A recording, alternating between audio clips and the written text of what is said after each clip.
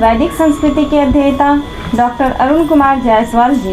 नमस्कार। नमस्कार। श्रीमद् भगवत गीता की 18वें अध्याय का 68वां श्लोक। य इमं परमं गुह्यं मद्भक्ते स्वभिधास्यति भक्तिं मयि परां कृत्वा मामे वैस्यत्य संशयः।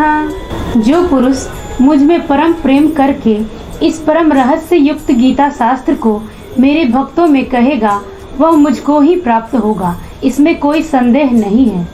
हमारी जिज्ञासा है कि लोग समस्याओं के समाधान के लिए क्या क्या नहीं करते, पर भगवान की शरण में नहीं जाते हैं, ऐसा क्यों?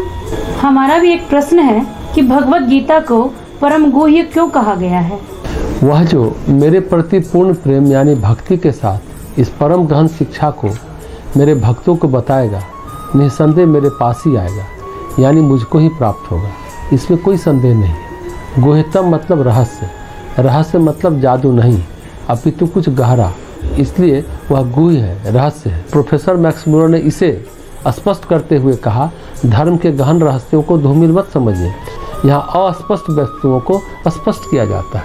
यह एक गहन रहस्य है, इसलिए गुह्यतम है। अतः इस श्लोक में भगवान परम गुह्यतम शब्द का प्रयोग करते हैं। जिसके पास इंद्रिय संतुष्टि से कुछ उच्चतर हृदय में है, ऐसा व्यक्ति मेरे भीतर पराभक्ति विकसित करते हुए इस गहरे ज्ञान को अन्य को बताएगा, निस्संदेह मुझे प्राप्त होता है, इस विषय में कोई संदेह नहीं है। यह भक्ति के विकास का रास्ता है। एक भक्त दूसरे भक्त से भक्तिपूर्ण यानी प्रेमपूर्ण व्यवहार करता है। वह स्त्री या पुरुष, वह व्यक्ति अपनी व दूसरों की भक्ति में वृद्धि करता है। इस प्रकार भक्तों के बीच पारस्परिक संवाद होता है। वो एक सामान्य भाषा समझते हैं। यह जिह्वा की भाषा नहीं है, यह अंतरात्मा की भाषा है, हृदय की भाषा है। प्रेमी प्रेम की भाषा समझते हैं। एक शुष्क हृदय प्रेम की भाषा कैसे समझ सकता है? अतः भक्तगण शुद्ध प्रेम की यह भाषा समझ सकते हैं, विशुद्ध भक्ति की भाषा। हम सामान्य भक्ति से प्रारंभ करते हैं और पराभक्ति तक पहुँचते हैं। भगवान ने पहले अध्यायों में चरम भक्ति की बात की है, भक्ति के अनेक स्तरों का उल्लेख किया है। उस चरम भक्ति के माध्यम से वह व्यक्ति मुझे प्राप्त होता है, इसमें मुझे कोई संशय नहीं। भगवान इस प्रकार समस्त शिक्षा का निष्कर्ष निकाल रहे हैं, यह बताते हुए कि शिक्षा को किस प्रकार संसार में संचालित करना चाहिए। इस बात ने मेरा भला किया है, इसे अन्य लोगों को बांटना चाहिए, यह उचित दृष्टिकोण है। सामान्यतया समाज में बांटने का दृष्टिकोण होता है। हमारे पास कुछ मूल्यवान है, हम इसे वितरित करते हैं। यदि कोई इसे ग्रहण करता है तो बहुत अच्छा, हमने अपना काम कर दिया, केवल दूसरों को बांटना। गांव में हम देखते हैं, यदि किसी के बगीचे में अच्छे आम हैं तो वह व्यक्ति कुछ आम अपने पड़ोसियों को भी भेजता है। हमारे पास भी अच्छे आम हैं, हमें इसे बांटना चाहिए। परिवारों के बीच भी सद्भाव इसी प्रकार स्थापित करते हैं। हमारे पास एक अच्छा विचार है, हम किसी पुस्तक में इसे पढ़ते हैं, वह दूसरों को बताते हैं, मैंने यह पढ़ा है, यह सुंदर है, आप भी इसे जानें। वह व्यक्ति कहता है यह अच्छा है, मुझे भी यह समझने दो। अतः भगवान इस संदेश के संचार के विषय में बात कर रहे हैं। केवल रेडियो, टेलीविज़न, नेट जो आधुनिक साधन है, उसके माध्यम से ही संचार नहीं करते। प्रत्येक व्यक्ति संचार माध्यम है। संसार में संचार का विषय बहुत महत्वपूर्ण है, लेकिन हम भूल जाते हैं। इन बातों के लिए हमें टेलीविज़न, रेडियो अथवा प्रेस मीडिया पर निर्भर नहीं रहना चाहिए। मनुष्य एक दूसरे के साथ संचार करते हैं, वह संचार सभी के भले के लिए, लोगों को उठाने के लिए होना चाहिए। हम लोगों को गिराने के लिए भी संचार कर सकते हैं। बहुधा लोग ऐसा करते भी हैं, अफवाहें फैलाते हैं, लेकिन यहाँ पर हम मानव जीवन को ऊपर उठाना चाहते हैं, उन्हें स्वयं की तुष्टि के मार्ग पर ले जाना चाहते हैं। अतः भगवान कहते हैं, वे जो इस महान सत्य को जो मैं तुम्हें बता रहा हूँ, मेरे प्रति पूर्ण भक्ति के साथ भक्तों में फैलाना चाहते हैं, निस्संदेह मेरे पास आएंगे। सत्य का संचार होना चाहिए। आधुनिक सभ्यता सूचना और संचार से भरी हुई है। अब तो सोशल मीडिया भी ज़्यादा ताकतवर है। धर्म के जगत में भी पहले संचार की अद्भुत कला थी, वे जो आध्यात्मिक विचारों को संचारित करते थे। इस श्लोक में दो महत्वपूर्ण बात है, एक परम गुह्यम, दूसरा मद भक्तिस्व भी धास्यति। परम गुह्यम का मतलब कोई बात छुपी हुई नहीं, अस्पष्ट वस्तुओं को स्पष्ट करना। भगवत गीता तो जमाने से कही जा रही है, भक्ति की बात है, फिर भी परम गुह्यम है क्यों? इसलिए कि कई बार मनुष्य का मस्तिष्क अहंकार पूर्ण होने के कारण जटिल है। कठिनाई से कुछ प्राप्त होता है तो उसे लगता है हमने कोई बड़ी चीज़ पाई। जो चीज़ आसानी से प्राप्त होता है तो लगता है बेकार है, इसे हटाओ, व्यर्थ है। इसलिए सरलता भी एक आवरण है गुह्यम का, सरलता भी एक आवरण है रहस्यमयता का। जो व्यक्ति सरल है उनके पास लोग नहीं जाएंगे। आडंबर जहाँ है वहाँ लोग जाएंगे, भीड़ लगेगी। तो सरलता ही आवरण है।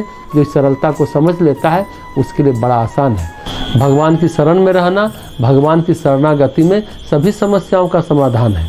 आदमी समस्याओं के समाधान के लिए बहुत सारे उपाय करता है, लेकिन भगवान की शरणागति में नहीं आता। इसलिए भगवान की शरणागति परम गुह्यम है। जिसका हृदय स्पष्ट है, हृदय का द्वार खुला है, हृदय के द्वार मुक्त है, वही इस बात को समझेंगे। हृदय के द्वार अगर नहीं खुले हैं तो वे इसे नहीं समझेंगे, इसलिए उसे परम गुह्यम कहते हैं। दूसरा, मद भक्ति स्वभी धास्यति। हम जो बातें करते हैं, कहते हैं और समझते हैं, यह बुद्धि की भाषा में कहते और समझते हैं। हमारे पास भक्त का शुद्ध व्यक्तित्व तो नहीं है। जब स्वामी दयानंद कुंभ मेले में हरिद्वार आए, उन्होंने आर्य मत का प्रचार किया, उनकी बातें किसी ने नहीं सुनी। फिर उन्होंने बड़ा गहन चिंतन मनन किया कि भाई हमारी बात क्यों नहीं सुनी गई, क्या बात है। तो फिर उन्होंने धरासू में जाकर गहन तपस्या की। बोले हम वेदों के ऋषियों की बात करते हैं और ऋषित्व तो हमारे पास है नहीं, तो पहले ऋषित्व प्राप्त करना चाहिए। ऋषित्व प्राप्त करेंगे तो लोग हमारी बात सुनेंगे। फिर ऋषित्व प्राप्त किया, फिर उन्होंने ऋषि की बात कही और उनकी बातें सुनी गई। भगवान कहते हैं कहने सुनने का हृदय भी, यानी भक्त का हृदय भी शुद्ध हृदय होना चाहिए। हम जिस चेतना में निवास करते हैं, हमारी चेतना का जो स्तर है, उसी तरह के लोग हमारे पास आएंगे। यदि हमारी चेतना में कलुष है, कुसंस्कार है, तो हमारे इर्द गिर्द घटनाएं वैसे ही घटेंगी। यदि हमारे चित्त को निर्मल कर लिया है, शुद्ध कर लिया है, सारी बातें स्पष्ट हो गई हैं, तो हमारे पास भक्त लोग आएंगे। हमारी भक्ति के ही कारण हमारे पास भक्त लोग पहुँचेंगे। लेकिन हम केवल बौद्धिक हैं, बुद्धि विलासी हैं, बौद्धिक तामझाम रचे हुए हों, तर्कपूर्ण भाषा समझते हैं, तो हमारे पास तर्कपूर्ण लोग ही आएंगे। भगवान इसलिए कहते हैं कि भक्त होकर ही भक्त के पास जाना चाहिए। भगवान शंकर गरुड़ जी को काक भुसुंडी के पास भेजते हैं, तो कहते हैं खग जाने खग ही की भाषा, पक्षी ही पक्षी की भाषा को समझेगा, तो भक्त ही भक्त की भाषा को समझेगा। श्रीमद् भगवद गीता के 18वें अध्याय का 69वां श्लोक। न च तस्मान् मनुष्येषु कश्चिन्मे प्रियकृत्तमः भविता न च मे तस्मादन्यः प्रियतरो भुवि।